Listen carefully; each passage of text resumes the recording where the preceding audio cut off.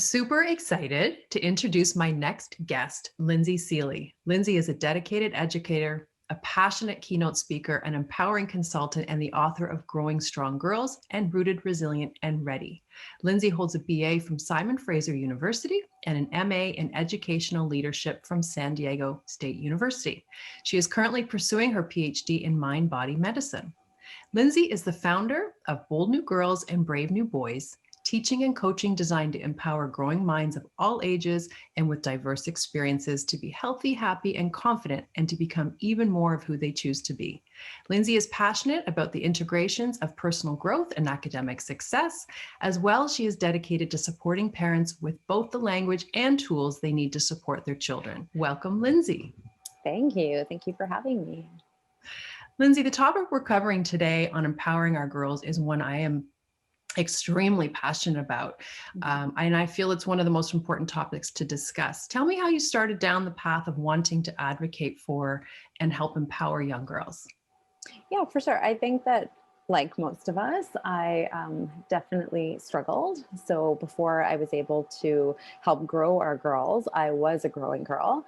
And I look back at my childhood and think, wow, there's so much inside of me that didn't come out. Like I wasn't one that was quick to talk about her feelings. I often felt that I just wasn't good enough. I definitely struggled with perfectionism and stress and anxiety. And I think a lot of this is language that we're common with now, but back then there wasn't really a name to it. We didn't really talk about it. So I just struggled. I've always loved learning and I've always loved helping. And I had the fortune, I would say, of working with kids one-on-one, which is the ideal teaching situation. What struck me was that everything that they said was what I had gone through. Every struggle was my struggle too. And with that, I think there was just a growing passion to help them, not necessarily to fix them or solve it all, because I know that we can't, but I think just offer tools or advice, or sometimes just the empathy and the listening ear. And I felt like, gosh, the more I listened and created a safe space for girls, the more they talked. It's really powerful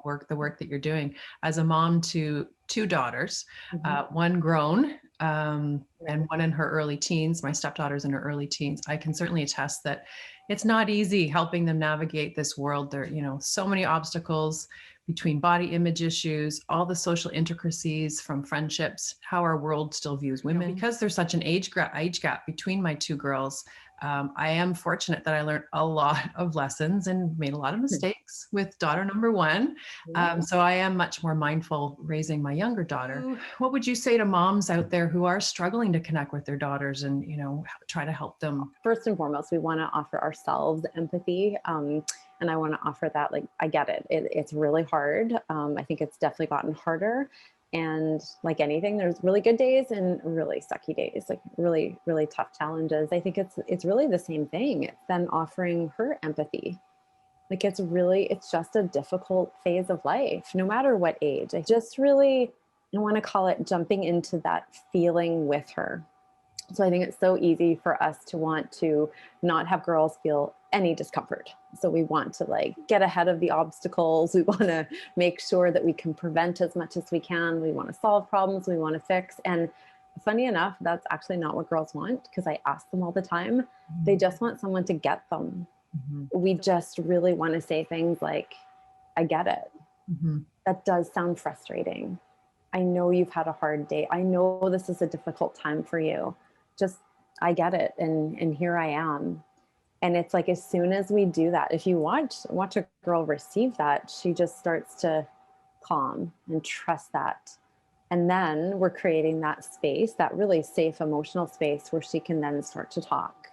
That's when girls actually learn the most. And if we look at empowerment, that is when they learn to be strong, trust themselves, and become resilient. And that's what we want. We want them to do that sorting and be uncomfortable and come out on the other side. Yeah, you're right. Giving them that space to talk. I think they do love to talk. And they do. We're so easy to jump in and fix. I mean, we're all so busy, people working, they're tired, they have their own stuff, that it's hard to sit and listen. Just carve out that time my best time with my 13-year-old is we'll play board games, we'll play Uno, we'll just hang out, and that's the best chatting time because things start. I'll ask her the odd question, how are your friends, how are things at school, and then she just seems to open right up, and we're talking, and it's not an interrogation; it's just kind of fun. I love that. I call that side chat, right? Like you're doing something and then these great magical conversations happen. But when you just stare and say, how are you? You're just going to get, I'm fine. Of And course. that leads you nowhere. So confidence as well, I know, is a really tricky piece, particularly for those tween girls and even more so our teen girls. What are tips that you can share to help build confidence in our girls? Well, the first thing that comes to mind, I have two ideas really. The first one is that girls are really skilled. They really are. Like at any age, it doesn't matter. They know how to do things. And I feel like the place that I like to start with is just, what are the skills that you have? Because what girls tend to do is really minimize them. Even if we look at something simple, like, you can make your bed. Like I know for them, they're like, yeah, but I always make my bed. That's dumb. Everyone makes their bed. That's not really the point. You can make your bed. Let's celebrate that. What else can you do? They'll say, I don't know, I can draw, but like whatever, my drawing's not that good, but you can draw. Like, let's celebrate that. They're excellent on their phones. Let's give them credit for that. Like, but let's have them notice the skills that they already have. Lots of them can do some pretty cool and unique things, and not comparing like better than, worse than, or just like my friend. It's just her. It's a conversation about what she can already do. And I think that's a great way to allow her to shine. I call it show and shine. So it's like, here I am, like showing you what I can do. And she'll light up because it is a source of pride. Like she should feel good about that. Girls really confuse confidence with conceitedness. So there's a real fear to like show what they can do. And I have to explain all the time, conceited is when you think of yourself as better than someone. That's conceited. When you're boasting, when you're trying to put people down and say, I'm better and here's what I can do, you're not as good as me. But just saying, I can do this with that sense of pride and with confidence and self-esteem, like that's a great thing. And they need to learn that pretty early. So not diminishing their skills, dismissing them, or thinking that it's no big deal. It's a very big deal. And then the second piece of that is from that, let's say that foundation of knowing her skills and self-awareness, developing her skills. Now, everyone's going to hate me when I say this, but being on her phone is a skill, but it's not the only skill. So they think if they're good at TikTok and they're really fast texting their friends or using Instagram, yes, okay, that's a skill, but I have to ask what else? Like, can we get our girls maybe looking at computer design or cooking or learning how to sew or dance or, be a good friend or whatever it is? Because I like to tell girls, confidence comes from competence. And when she knows she can do things, she's going to feel good about herself. And no one can tell her that she can't. No one can take our skills out of us. They're really inside of us. And so I think two things, really. We want her to know her skills and we want her to keep developing. Yes, I love that. And I think the other thing is kids, girls particularly, they might look like they're tuning out when you talk to them or you give them praise or recognize amazing things that they're doing, but they really are taking it in. And you'll notice that it comes out later. Like it's like it's like little seeds, right? You're just kind of stoking little fires and later, like my 13-year-old will do that. She'll dismiss something I'm saying, or if I have an idea, something she could try, or I give her, credit for something or encourage her. She just, oh, whatever, 13. But then it'll come around later and she'll bring it back up and say, you know what, tell me more about that. Or I was thinking more about that. So it's, you never know. You just got to keep doing it. Even if they're dismissive. Why do you feel it is that girls at a certain age, of course, the age is different for every girl, seem to have more difficulty kind of remaining unique or simply being themselves when it comes to peer groups? Why do our girls have this desire to be like everybody else? Yeah, that's a great question. We have to know that their number one need, especially as they grow, I want to say starting from like 7 or 8, that's when they become a little bit more aware of, a lot more aware of people and what people think of them. Their number one need is to belong. And they will do anything to belong because their number one fear is that they'll be rejected. And so then that's when we notice girls changing. So the outspoken girl that might be judged as being, too loud, too opinionated, she'll get quiet. The athletic girl, if that's not what the other girls are into, will suddenly become the artistic girl.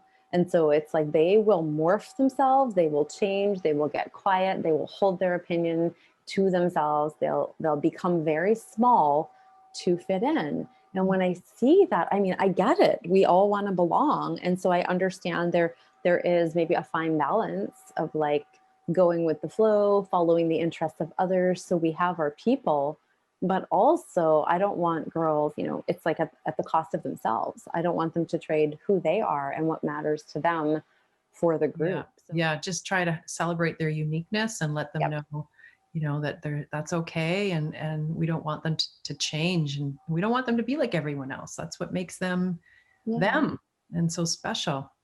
But you mentioned, we've talked a little bit about social media and the dangers of our girls on social media. There's a constant barrage of filtered images of women who look seemingly perfect Yep. on screen, and that can be dangerous. And talk to us about that, and then also maybe about the time our kids, girls particularly, are spending on social media and why that can be problematic. And it's interesting because especially now, girls know so much about social media.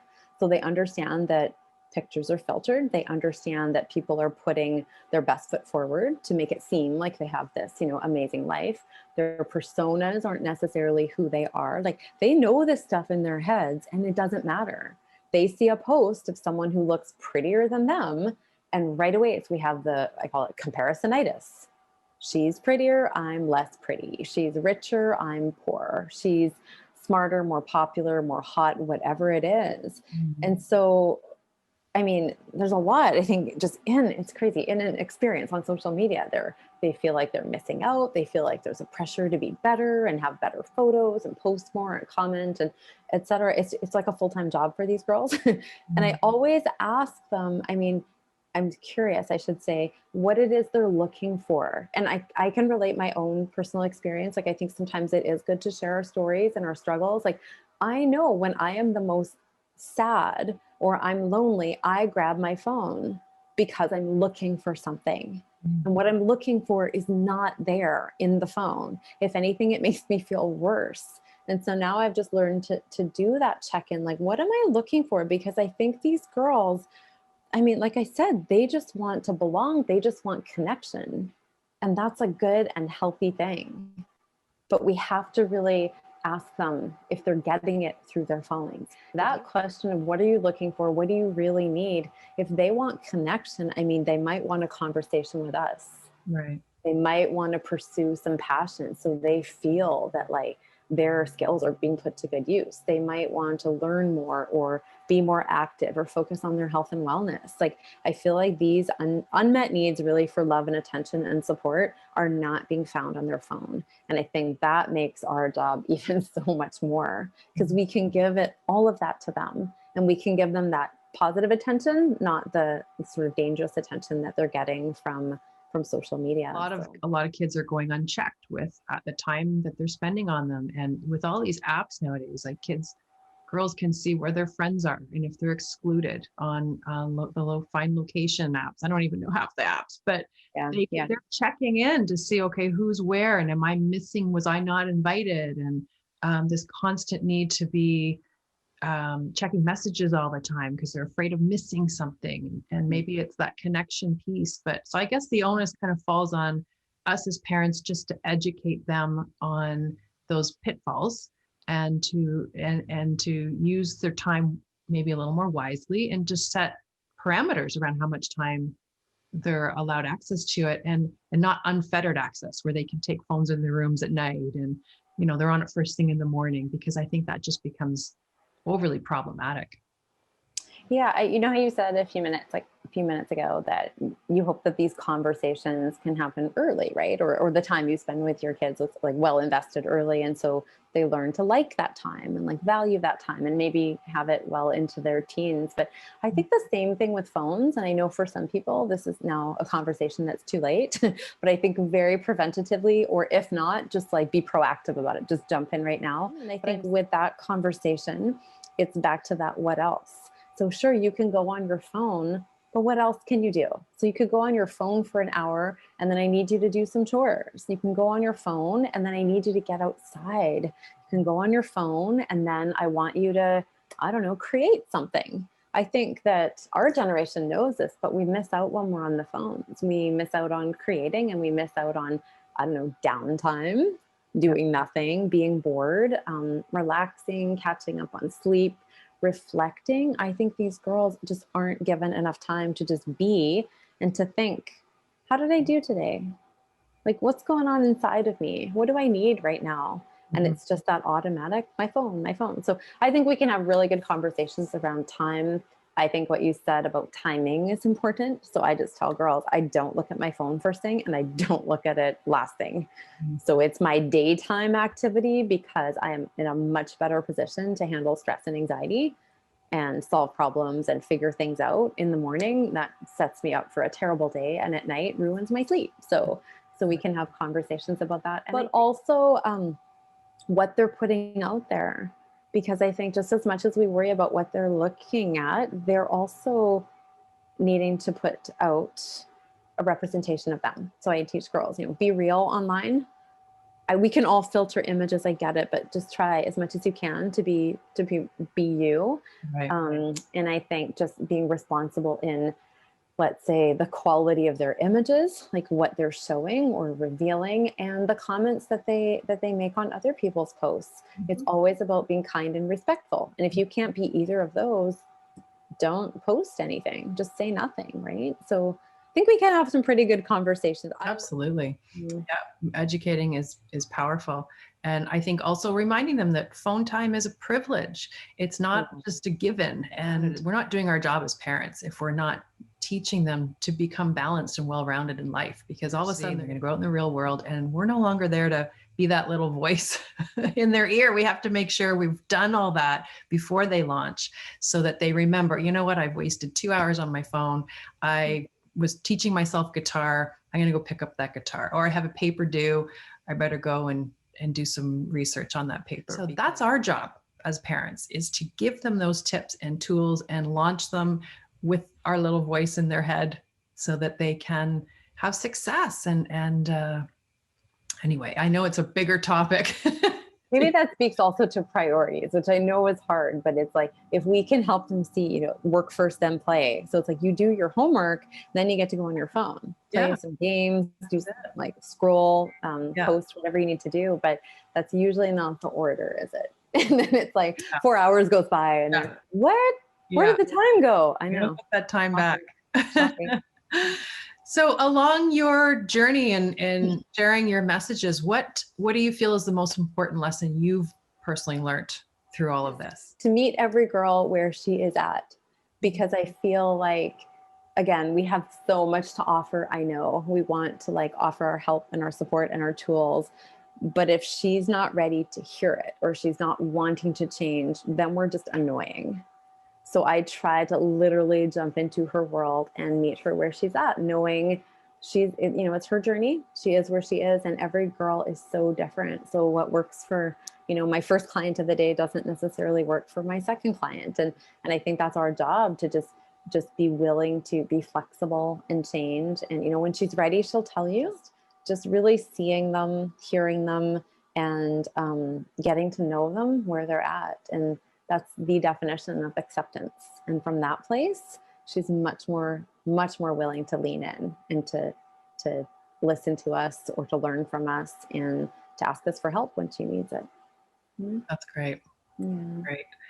Well, it was really great talking to you, Lindsay. And as a huge believer in empowering girls when they're young, I just love the work that you do. Thank you. So for anyone who wants to do further reading on the topics we've explored today, I do have Lindsay's books available on my website. Oh, thank you. Well, thanks again, Lindsay. Thanks for your time. Thank you.